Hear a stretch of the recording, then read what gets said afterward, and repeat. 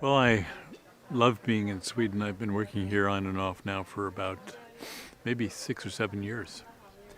And part of what has brought me here is working with a close friend, Göran Gennvi, and we've been developing a series of wilderness retreats, especially up in the Sami country of central Sweden near the little town of Ore, where a lot of skiing takes place. And so I've combined that with also being invited several times to participate in the Tällberg Forum. And the combination of those two things has brought me here over the years. I was very lucky in having grandparents and a mom and dad who were very supportive in an early passion, which was to go into nature. I called it the real church when I was a kid. And I didn't know about things like Vision Quest in those days, but I said I really want to go out and spend some time alone in the real church. And as that turned out to be I think it was a 4 or 5 day and night immersion in a wild place in the White Mountains of New Hampshire, where my family lived and where I was raised in the summer months of the year. So I took a deep dive into that connection to nature, and also when you make that kind of connection in solitude, you also receive a tremendous initiation into the essence of your own nature. So nature, of course, exists both externally and internally. It's a beautiful word because it encompasses both outer nature and inner nature. So I began to discover an essence inside of myself which seemed to be a kind of more basic, fundamental place where real joy and happiness lay. And in the stillness and the silence of being in outer nature, inner nature was revealed. Part of my family had some roots in Native American way.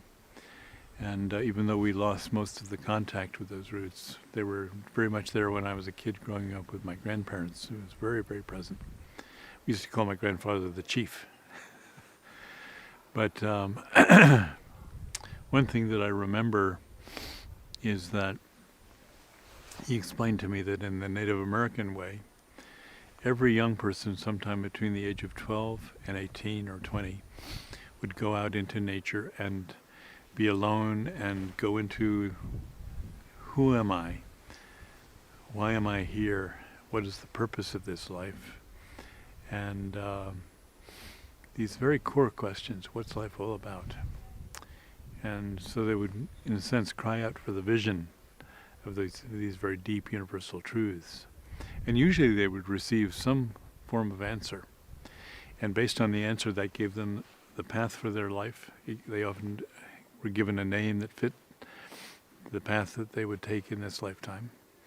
And so they entered a life that was inspired by this very deep connection with the essence of themselves. And that was the rite of passage, which really set them on the path which was generated from within. So you didn't find problems of disconnected youth. They'd made the connection. They were able to come forward with an authentic beingness, which the culture then honored. They were welcomed back from their vision quest, usually as adults. So at that point, they were brought back into society, having been through that rite of passage as a full-fledged adult with all the rights and responsibilities of adulthood at that point. So they didn't have the kinds of problems we have today. We don't have very good rites of passage. And we have, today it's, fast cars, motorcycles, drugs, sex, and rock and roll. Not to say that those things are bad, but they're based on kind of intense experience. It's a seeking to have strong experiences. And a vision quest is a very powerful, very strong experience, but it's an experience of diving deeply into the essence of yourself and your own core truth. And so when you come back out from that, of course, you're totally transformed. And I think that young people are yearning for that today. It seems to me that we need to have new standards of what life is all about. If we base it upon conventional and materialistic standards, I'm not sure we'll ever really accomplish true happiness. In a lot of the core teachings, spiritual teachings of Taoism or Buddhism or Native American way, you learn to appreciate life as a fantastic, spontaneous, joyful flow, something that is there to give happiness. And you begin to realize that you can follow a path of resting in that innate happiness or joy that comes with just the gift of life itself. And then you don't need a lot of the material support so much. I mean, sure, you need basics like food, good clean water, clean air, good friends, good community. These are important. But the actual basics, we have more than enough to be able to provide that on this planet.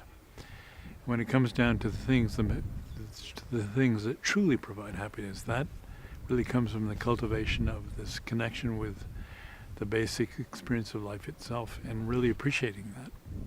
So it comes from delving deeply into who you really are, what you're here for, what life is all about. And as the Taoists say, it's really about being happy, enjoying the basic joy of life.